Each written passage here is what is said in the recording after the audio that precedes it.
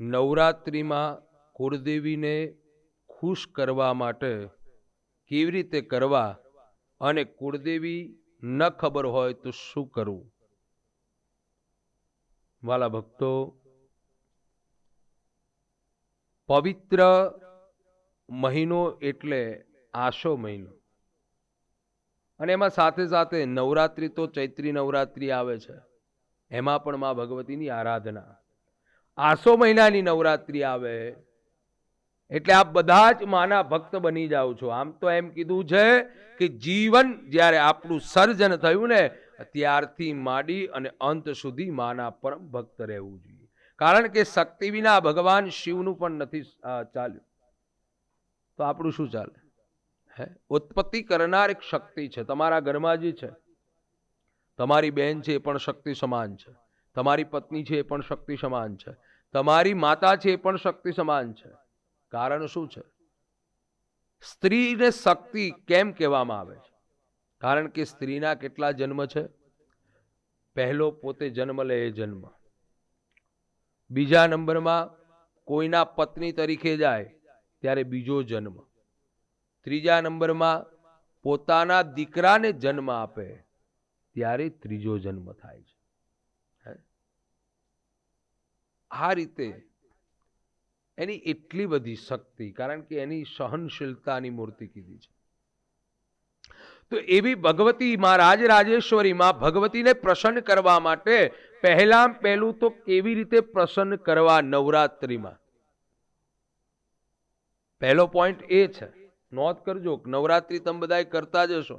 કેટલા જણ નવરાત્રિ કરે છે? બધા બહુ નવરાત્રિ કરતા હોય, પણ કેવી નવરાત્રિ કરે છે? નિયમ, એના નિયમો હોવા જોઈએ. નવરાત્રિ તમે કરી રહ્યા છો, સવારમાં બ્રહ્મ મુહૂર્તમાં જાગી જવું જોઈએ. નવરાત્રિના બ્રહ્મ મુહૂર્તમાં જાગી સ્નાન આદિ કર્મ પતાવી સ્વસ્થ વસ્ત્ર ધારણ કરી અને કુળદેવીનું સ્મરણ બને એટલું વધારે કરતું રહેવું.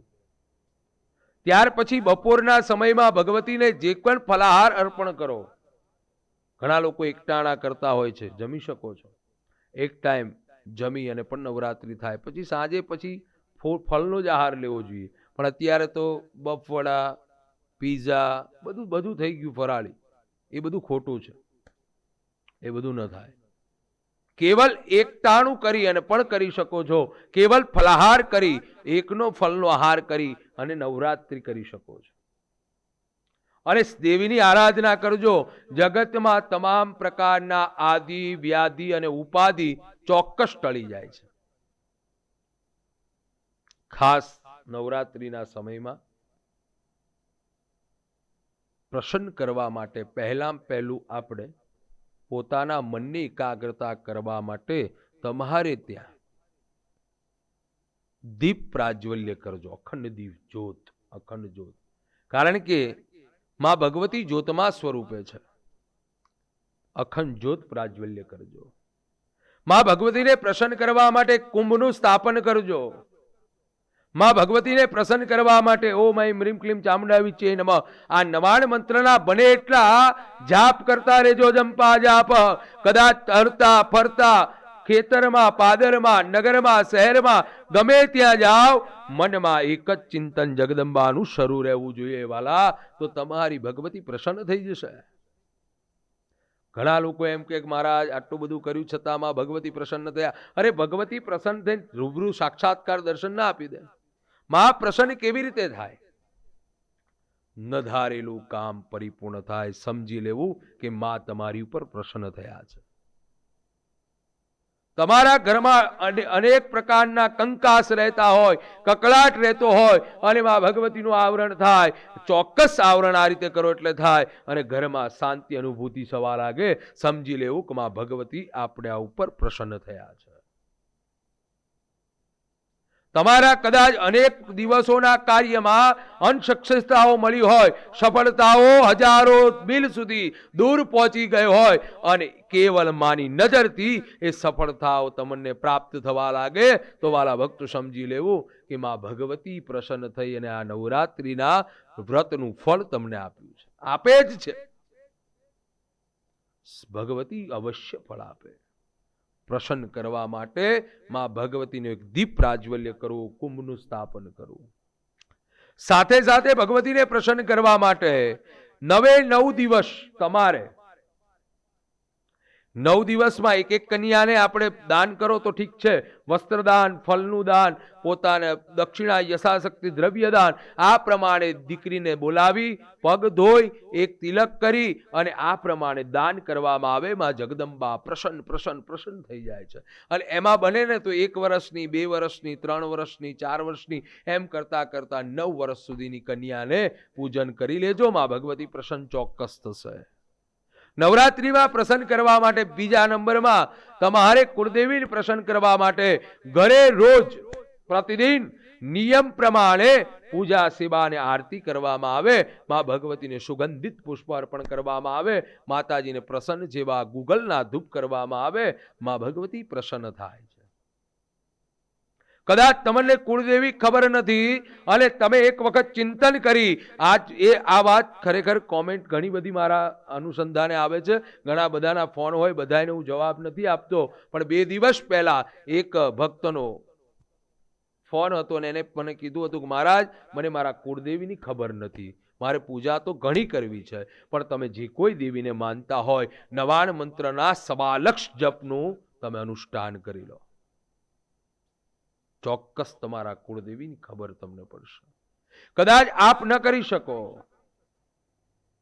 તમે કોઈ ભૂદેવ પાસે કરાવી શકો છો.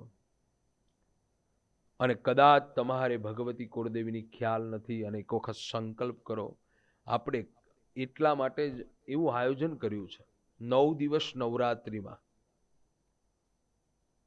દેવી ભાગવતની કથા યજમાન તમે 1 દિવસના કે 9 દિવસના પણ બની શકો છો. તો નીચે આવેલા નંબર ઉપર કોન્ટેક્ટ કરી તમે તમારું નામ નોંધાવી શકો છો.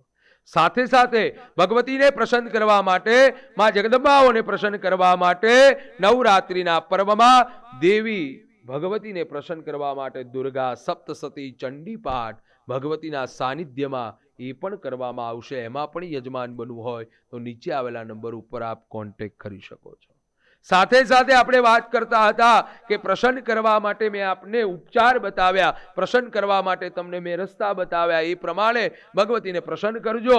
સાથે સાથે કુળદેવીની આપણને ખબર ન હોય તો આ પ્રમાણે ભગવતીનું અનુષ્ઠાન કરવામાં આવે તો ચોક્કસ ભગવતી પ્રસન્ન થઈ અને તમારી ઉપર મનોકામના સિદ્ધ કરતા હોય છે. તો વાલા ભક્તો, વિશેષ માહિતી પ્રાપ્ત કરવા માટે નીચે આવેલા નંબર ઉપર કોન્ટેક્ટ કરો.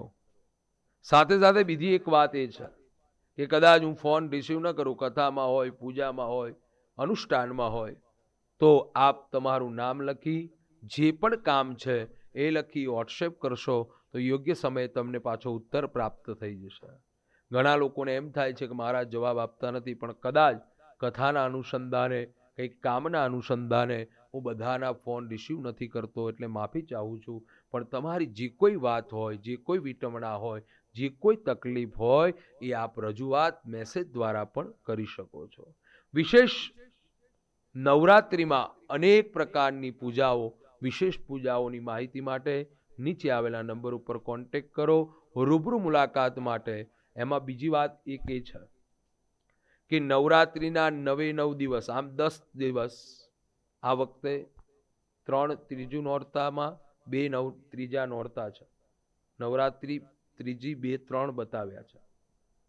ગુરુવાર, શુક્રવાર, શનિ અને રવિ ત્રીજા નોરતા, ત્રીજ 2 બતાવી છે. એટલે 10 દિવસ પ્રોપર આણંદ જિલ્લો, તારાપુર તાલુકો, મોરજ ગામ, ઉમિયા માતાજીના મંદિરે હું આપણને અવશ્ય નવરાત્રિના 10 દિવસ મળીશ. તમારી જે કોઈ વિટમણા, જે કોઈ તકલીફો હોય એનું નિવારણ જગદંબાની આગળ તમને પ્રાપ્ત થશે. તો આપ આવી શકો છો અને માની ભક્તિમાં અને માની જે કોઈ અપેક્ષાઓ તમારી હોય માની સામે રજૂઆત કરી શકો છો. તો વાલા ભક્તો, આવનારી નવરાત્રિમાં આવી રીતે માં ભગવતીની પૂજા કરો. માં ભગવતી પ્રસન્ન થશે અને સાથે સાથે તમારી મનની ઈચ્છાઓ ચોક્કસ પરિપૂર્ણ કરશે.